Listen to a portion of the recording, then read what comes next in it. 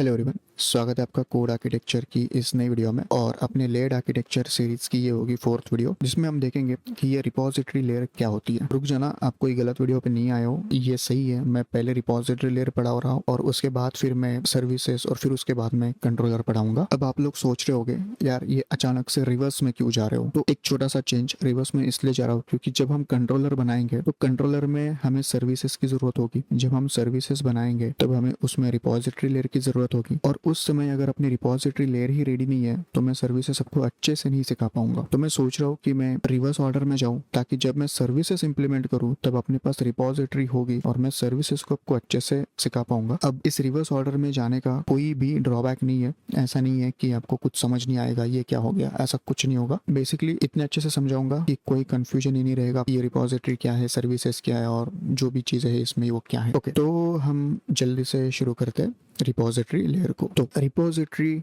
Layer बनाने से पहले, रिपोजिटरी लेयर यानी क्या? एक ऐसी लेयर जिसमें सब कुछ होगा डेटाबेस के रिलेटेड, सारे डेटाबेस के ऑपरेशंस और सब कुछ डेटाबेस के रिलेटेड। अगर अपने सेकंड वीडियो, जो कि काफ़ी इंपॉर्टेंट वीडियो है जिसमें मैंने थेरोटिकली समझाया है कि ये आर्किटेक्चर किस तरह से काम करता है, वो अगर आपने नहीं देखी है तो मैं आई बटन डाल दूंगा डिस्क्रिप्शन में। पूरी लाइन वाइज मैंने लिंक्स डाल के रखी है, उसमें आपको मिल जाएगी। आप जरूर से देखना, हो सके तो आप इसके बाद देखोगे तो भी चल जाएगा, ऐसा कोई इशू नहीं होगा। बट आई वुड रिकमेंड कि आप पहले वो वीडियो देखना फिर इसके ऊपर आना, ताकि आपको ये पता रहे कि ये रिपोजिटरी लेयर एक्चुअल में क्या चीज़ है। और एक चीज़, अगर आपको इसका कोड चाहिए तो मैं आपको जल्दी से दिखा देता हूँ। मैंने एक यहाँ पे रिपोजिटरी क्रिएट करके रखी है लेयर्ड आर्किटेक्चर नाम से। इसकी लिंक मैं डिस्क्रिप्शन में डाल दूंगा। जब मैं किसी यूट्यूब वीडियो को देख रहा हूँ, किसी भी ट्यूटोरियल को देख रहा हूँ, या कहीं से भी मैं किसी एक वीडियो को देख रहा हूँ जो कि कोडिंग रिलेटेड हो, वहाँ पे मोस्ट ऑफ द टाइम, मैं सबके बारे में नहीं कह रहा हूँ, सब लोग नहीं, बट मैंने देखा है कि काफ़ी ज़्यादा लोग ऐसे होते हैं जो सिर्फ एक मास्टर ब्रांच में ही सब कोड रखते हैं। तो इससे प्रॉब्लम ये होता है कि कौन से वीडियो का कितना कोड था ये समझने में ये अपने को ही रेक्टिफाई करना पड़ता है,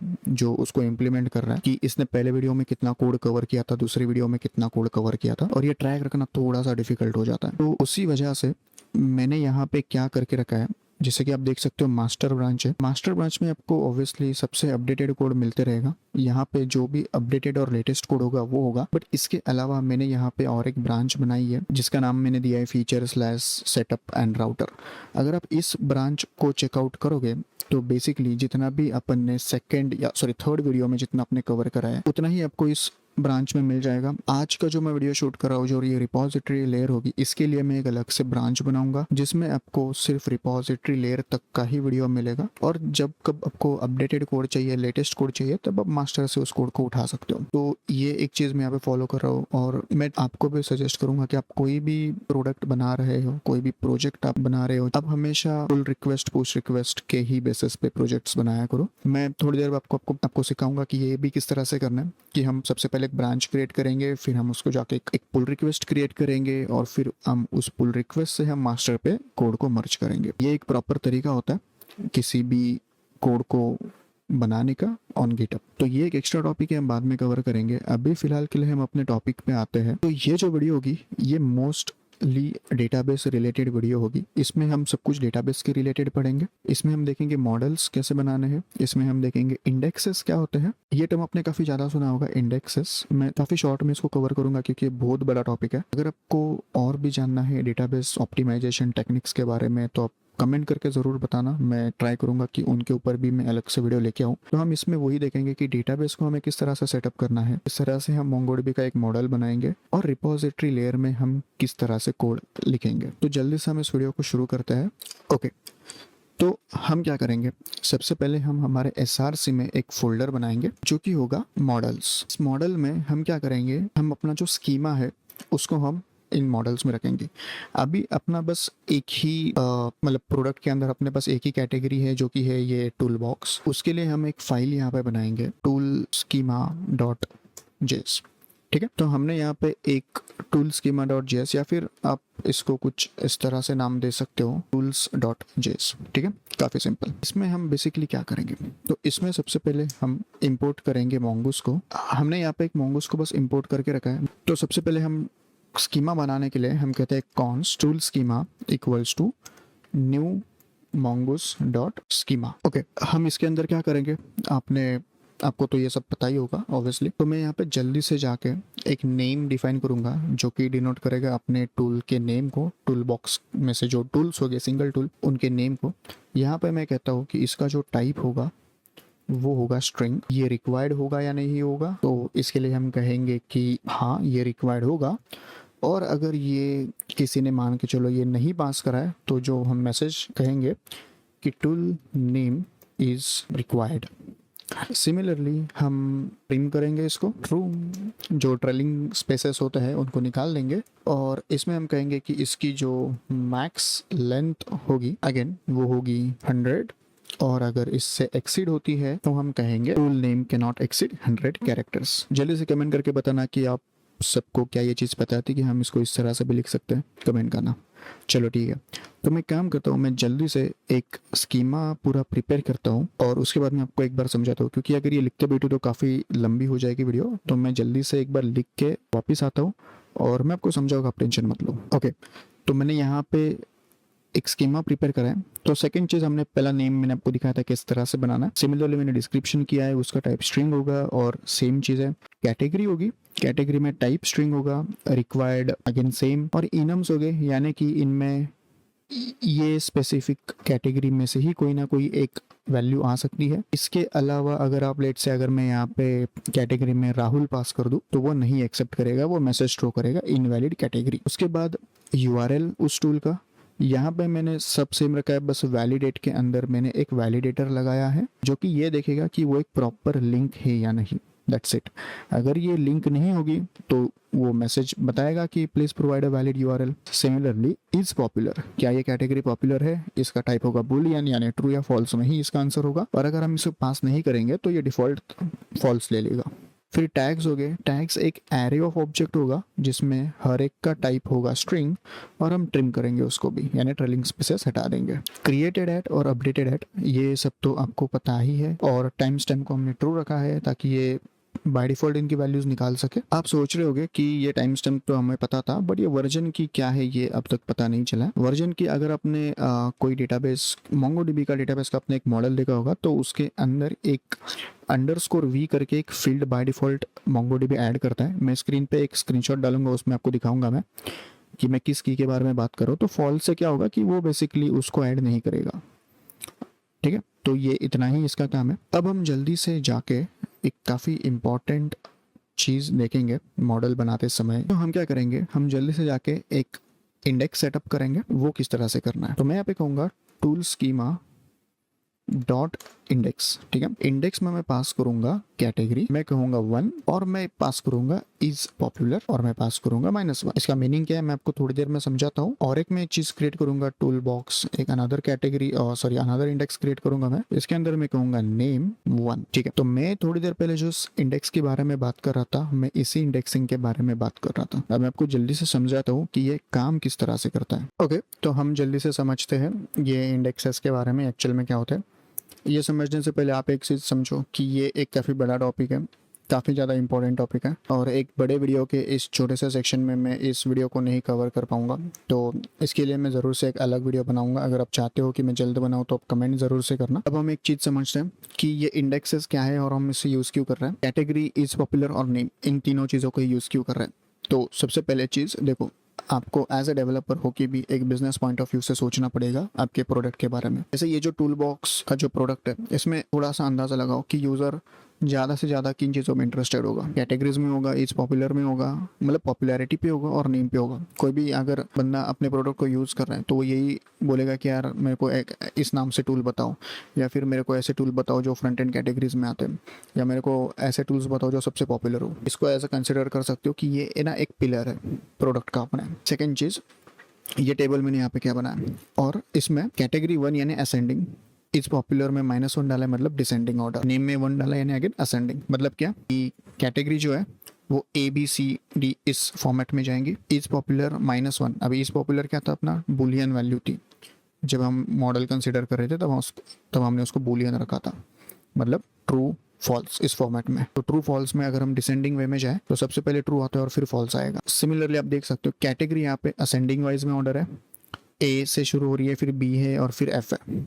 और अगर आप पॉपुलर की देखोगे तो पॉपुलर में पहले ट्रू आ रहा है और फिर फॉल्स आ रहा है, फिर ट्रू है फिर फॉल्स है। ओके, और ये आईडी यानी एक इंडेक्स है या फिर आप इसको आईडी बोल सकते हो। सबसे इंपॉर्टेंट चीज, मोंगोडीबी, माइस्क्यूएल, पोस्टग्रेसक्यूएल, ये सारे पॉपुलर डेटाबेसेस जो है, ये डेटाबेसेस इंडेक्सिंग जो कंसेप्ट है इसको ये लोग बी ट्री में स्टोर करते हैं। मतलब इन चीजों को परफॉर्म करने के लिए ये क्या कोई एक्चुअल टेबल नहीं बनाते, ये इस डेटा स्ट्रक्चर को यूज करते हैं जिसका नाम है बी ट्री। ठीक है, अब अगर आप कॉलेज में हो गए, second year, third year, fourth year, कौन से भी ईयर में, तो शायद से अपने डेटाबेस या फिर डेटा स्ट्रक्चर्स एंड एल्गोरिथम में आपने ये डेटा स्ट्रक्चर के बारे में पढ़ा होगा या पढ़ोगे आगे जाके। ये बी ट्री करके एक चीज होती है। एकदम सरल भाषा में बताऊं तो एक के मल्टीपल नोड हो सकते हैं। ठीक है, मतलब मल्टीपल उसके चिल्ड्रन हो सकते हैं। सेकेंड चीज, हर एक नोड में मल्टीपल कीज हो सकती है। ठीक है, ऐसे मल्टीपल कीज हो सकती है, एक नहीं हो सकती, बहुत सारी कीज हो सकती है। और सेकेंड चीज, ये एक बैलेंस्ड ट्री है। बैलेंस्ड ट्री से मेरा क्या मतलब है, अपने ट्रीज देखे होंगे, काफी तरह के ट्रीज होते हैं।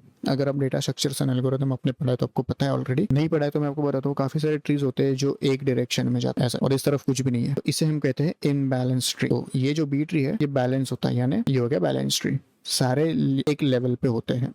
अगर ये ऐसा है तो ये ऐसा भी होगा। तो ये है इसकी कोई खासियत। अब हम ये नहीं पढ़ेंगे इसकी क्या खासियत है, बट मेरा बोलने का जो मुद्दा ये था कि ये जो आप बोलो कि यार टेबल में स्टोर करता है इसको, नहीं, ये बी ट्री में स्टोर करता है। ये सबसे इंपॉर्टेंट पॉइंट है। अब इंडेक्सेस मोंगोडीबी को क्या कहते हैं, देखो मोंगोडीबी डेटा को दो टाइप में स्टोर करता है, एक तो डॉक्यूमेंट्स में स्टोर करता है और एक इंडेक्स में स्टोर करता है। इंडेक्स में क्यों स्टोर करता है, ठीक है, तो इंडेक्स में ये इसलिए स्टोर करता है ताकि ये डेटा रिट्रीवल, मतलब जब इसको डेटा देना हो किसी को तो ये काफी फास्ट तरीके से दे पाए। सेकंड चीज, थोड़ा और टेक्निकल में अगर इसको मैं बोलूं, जब वो इंडेक्स यूज नहीं करता है तो उसकी कॉम्प्लेक्सिटी होती है big O of n, यानी वो हर एक डॉक्यूमेंट को स्कैन करते करते जाता है। जब वो इंडेक्सेस यूज करता है उसकी कॉम्प्लेक्सिटी होती है big O of log n, यानी very similar to binary search. अगर आपने ये सब चीजें नहीं पढ़ी है, बाइनरी सर्च, ये big O of n जो मैं बोल रहा हूँ, कॉम्प्लेक्सिटीज की जो बात कर रहा हूँ, तो इसका कोई इससे लेना देना नहीं है। मैं बस आपको इसलिए बता रहा हूँ ताकि अगर आपका इंटरव्यू करीब हो या आप कॉलेज में हो तो एज अ टीचर आपको बस ये चीजें बता रहा हूँ। अगर आपकी टीचर गलत बताए तो करेक्ट कर देना कि ये जो डेटाबेस है ये बी ट्रीज यूज करती है, और अगर बी ट्रीज यूज करती है तो इसकी कॉम्प्लेक्सिटी होगी big O of log n। अगर वो इंडेक्स यूज कर रहा है, अगर इंडेक्स यूज नहीं कर रहा है तो उसकी कॉम्प्लेक्सिटी होगी big O of n, यानी कि सारे रिकॉर्ड्स वो ट्रैवर्स करेगा। इस केस में वो सारे रिकॉर्ड्स ट्रैवर्स नहीं करेगा। देखो, कोई भी इंसान अगर कैटेगरी लेना चाहता है तो मोंगोडीबी क्या करेगा, सीधा उसको ये जो बी ट्री है इसमें से वो बोलेगा, वो अभी मान के चलो कैटेगरी फ्रंट एंड, तो ये फ्रंट एंड के नोड तक जाएगा। सबसे पहले मान के चलो इसको यहाँ पे फ्रंट एंड मिल गया। अब फ्रंट एंड के नोड में उसने काफी सारी चीजें स्टोर करी होगी, जैसे कि पॉपुलर और ये कीज, ये जो इंडेक्सेस है वगैरह। तो जैसे पॉपुलर को भी फिलहाल हम हटा देते, पॉपुलर नहीं, सिर्फ यूजर को चाहिए फ्रंट एंड वाली कैटेगरीज, तो वो फ्रंट एंड के नोड तक जाएगा और वहां से वो जितने भी उसके आईडीज हैं, जैसे 5 3, वो रिटर्न कर देगा। वो बोलेगा ऐसे डॉक्यूमेंट्स जिसका आईडी 5 है और 3 है, तो ये वो दो डॉक्यूमेंट्स है जो यूजर को चाहिए और इसने दे दिए। तो क्या ये पूरा डॉक्यूमेंट ट्रैवर्स करते बेटा, नहीं, उसने बस ये ट्री वाइज ट्रैवर्स करा, और ट्री में वैसे भी वो काफी ऑप्टिमाइजली ट्रैवर्स कर रहा है। हो गया ना, आपने इससे छुटकारा मिल गया और इसने इसको अपना लिया। सिंपल। अगर आप पॉपुलैरिटी पास कर रहे हो तो वो सिमिलर इसी फैशन में वो ट्रैवर्स करेगा, बी ट्री में करेगा, पर ये काफी इंपॉर्टेंट है। तो ये है कुछ छोटी सी concept of indexing. I know कि मैंने कुछ बहुत ज्यादा क्लियरली या बहुत ज्यादा डीप में इसको एक्सप्लेन नहीं करा है, और ऑब्वियसली इसको मैं छोटे से पार्ट में नहीं आपको पूरा बता पाऊंगा। बताने को तो मैं इतने बता पाऊंगा, है ना, अपने को टाइम का भी एक कंस्ट्रेंट है, वीडियो ज़्यादा लंबी नहीं होनी चाहिए। बट आप चाहते हो कि इसके ऊपर आपको वीडियो चाहिए तो आप ज़रूर से बताना, मैं इसके ऊपर ज़रूर से एक वीडियो डालूंगा। अब हम अपने एक्चुअल कोड में आते ताकि ये वीडियो ज़्यादा लंबी ना हो। तो अब हम आए अपने VS कोड में वापस। मैंने यहाँ पे एक tools.pre करके भी एक चीज़ बनाई है, मैं रिकॉर्ड करना भूल गया था, मुझे लगा मैं रिकॉर्ड कर रहा हूँ बट मैं नहीं कर रहा था। बट ये मैं चीज़ आपको समझाता हूँ। बेसिकली ये क्या है, ये एक्ट करेगा एज अ मिडलवेयर। आप देख सकते हो यहाँ पे मैंने नेक्स्ट लिया है और नेक्स्ट को कॉल करा है, तो डेटाबेस में ये एज अ मिडलवेयर एक्ट करेगा। यानी जब भी हम कोई सेव ऑपरेशन परफॉर्म करने जाएंगे तो वो ऑपरेशन होने के पहले ये चीज़ कॉल होगी। और ये क्या कर रहा है, ये ज़्यादा कुछ नहीं कर रहा है, ये जो अपडेटेड करके जो अपनी की थी अपडेटेड, ये इसमें ये उस टाइम का डेट स्टोर करेगा, ठीक है, कि ये किस दिन अपडेट हुआ है। तो ऑब्वियसली ये जो MongoDB है ये ऑटोमेटिकली करता है इस टाइम ट्रू के मदद से। बट आपको बताने के लिए मैंने इसको डाला है कि आप इस तरह से यूज़ कर सकते हो। ज़रूरी नहीं आप इसी को यूज़ करना चाहते हो, आप काफ़ी वैरायटी में इसको यूज़ कर सकते हो। मुझे बस आप एक मिडलवेयर की कंसेप्ट आपको बतानी थी।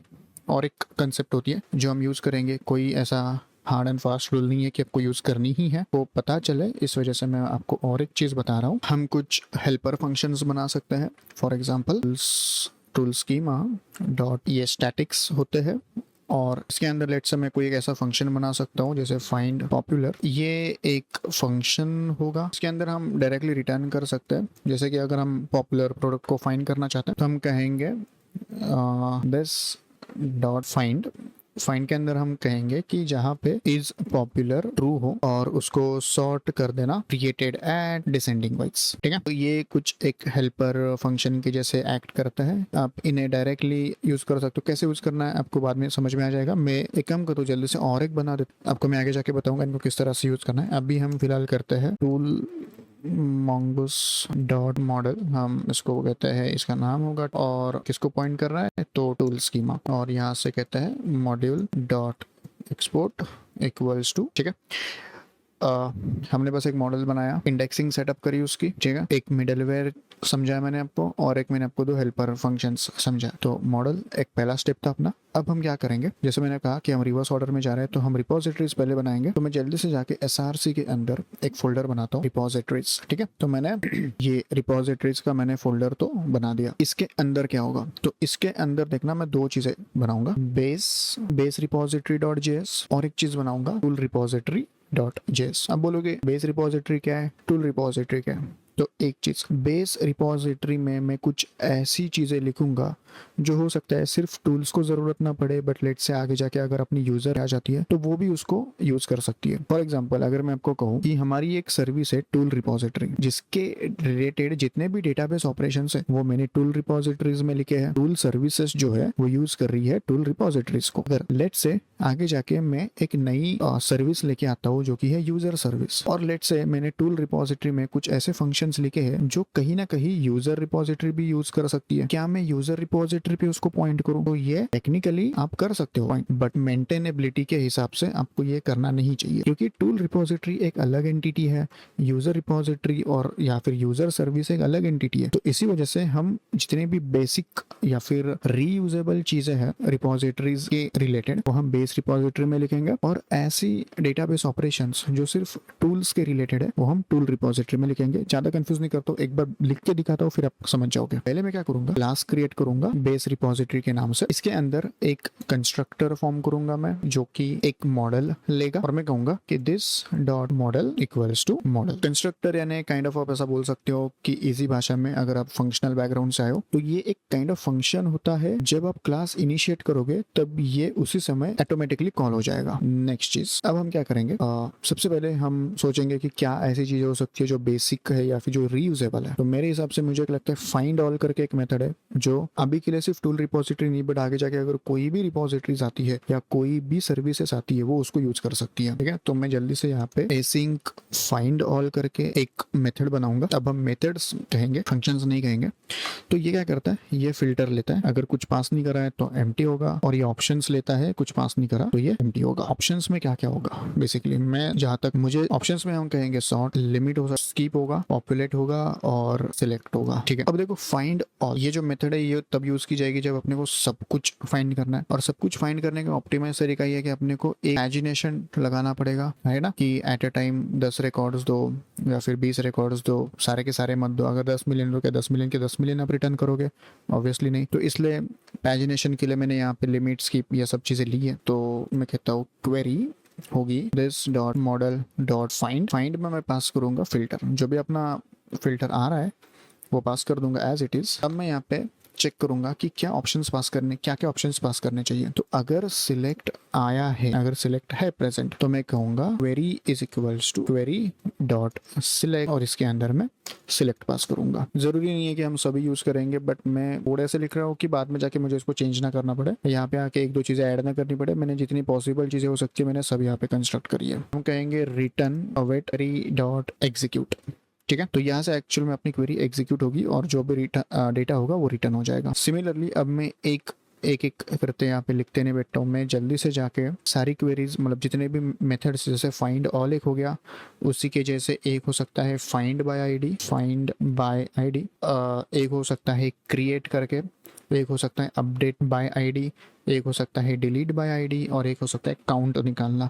तो ये कुछ कॉमन चीज़ें हैं जो मुझे लगता है कि सिर्फ टूल रिपोजिटरी नहीं, कोई और दूसरी भी सर्विसेज इनको यूज़ कर सकती है। उस वजह से मैं उन कॉमन चीज़ों को यहाँ पे रख रहा हूँ। तो मैं जल्दी से जाके ना एक बार वो कोड कंप्लीट करता हूँ। तो मैंने यहाँ पे find by ID, find one, create, update bye ID और डिलीट बाय आईडी और काउंट, ये कुछ मैंने चीज़ें यहाँ पे, इनका कोड मैंने एक्चुअल में यहाँ पे लिखा है। अब ये थी अपनी बेस रिपोजिटरी। हो सकता है कि आप ये सारी चीज़ें फर्स्ट टाइम देख रहे हो और हो सकता है कि थोड़ी सी डिफ़िकल्ट जा रही हो, बट देखो डिफ़िकल्ट होती है चीज़ें, बट उनको समझना अपना काम है, किस तरह से समझना अपना काम है। सो मैं आपको सजेस्ट करूँगा कि आप ये सारी चीज़ें ना वीडियो को देखते हुए या वीडियो को देखने के बाद मेरा गिटहब देखते देखते आप ये सारी चीज़ें इम्प्लीमेंट करना ज़रूर से, ठीक है? क्योंकि जब आपका हाथ चलेगा ना तभी जाके आपको ये चीज़ें अच्छे से समझ में आएगी। मुझे भी कभी ये चीज़ें एक टाइम में नहीं समझ में आई थी, और मैं हमेशा ट्राई करता हूँ कि मुझे जो डिफ़िकल्टीज आई थी ये चीज़ें समझने में, मैं वो सारे पॉइंट्स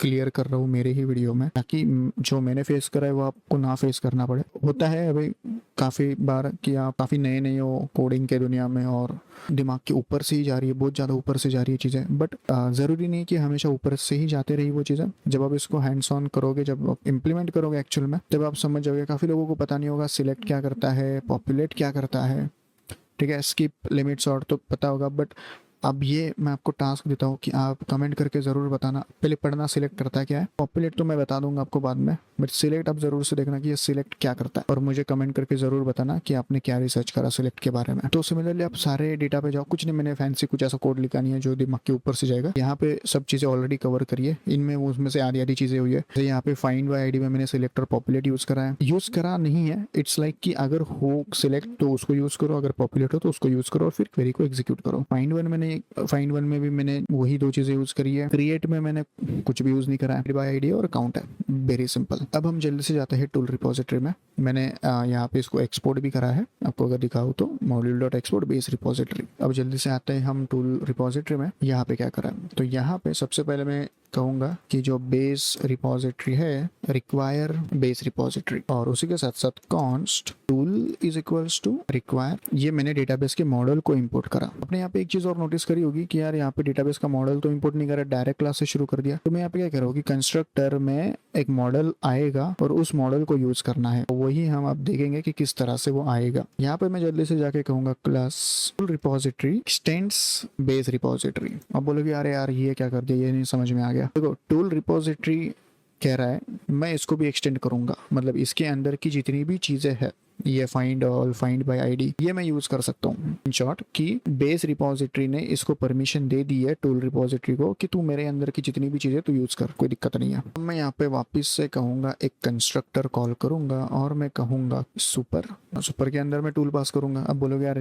ये क्या कर दिया वापस, ये समझ नहीं आया। कंस्ट्रक्टर मैंने आपको बेस रिपोजिटरी में समझा था क्या करता है, कि जब भी आप इस क्लास को इंस्टेंशिएट करोगे तब ये ऑटोमेटिकली ये चीज कॉल होगी।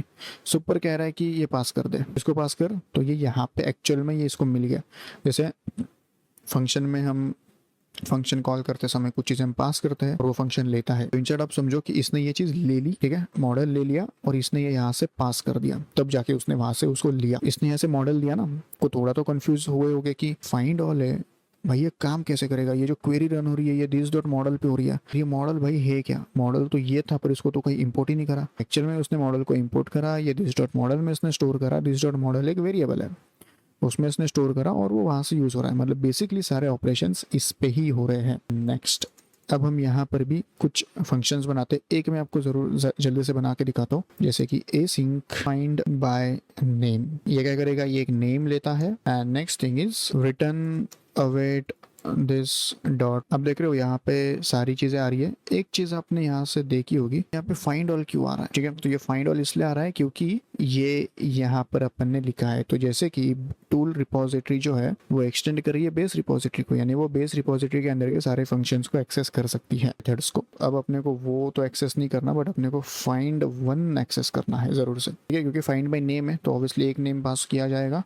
और यहाँ पे मैं वो सेम नेम पास करता हूँ। तो बस छोटा सा फंक्शन है फाइंड बाय नेम, और ये डेटाबेस का इसने फाइंड वन करके जो मेथड है इसने कॉल करी और उसमें इसने नेम पास कर दिया अब जो भी नेम से वो डेटा होगा उसको बुला के दे देगा। तो जल्दी से मैं इसमें 2-4 फंक्शंस है, मैं जल्दी से लिखता हूँ ताकि वीडियो अपनी लंबी ना हो और मैं वापस आता हूँ। तो मैंने कुछ 2-4 फंक्शंस बनाए, जैसे find by category, find popular और सर्च। सर्च में बोलोगे यार ये क्या कर दिया, ये नहीं समझ में आया। ये तो बस बेसिक डेटाबेस जो मोंगोडीबी के रिलेटेड ये सिंटैक्स है। जैसे कि फाइंड ऑल क्या कर रहा है, अगर नेम है तो नेम में ये रेजेक्स पास कर रहा है, रेजेक्स हो रहा है। रेजेक्स में मैंने सर्च क्वेरी पास कर दी।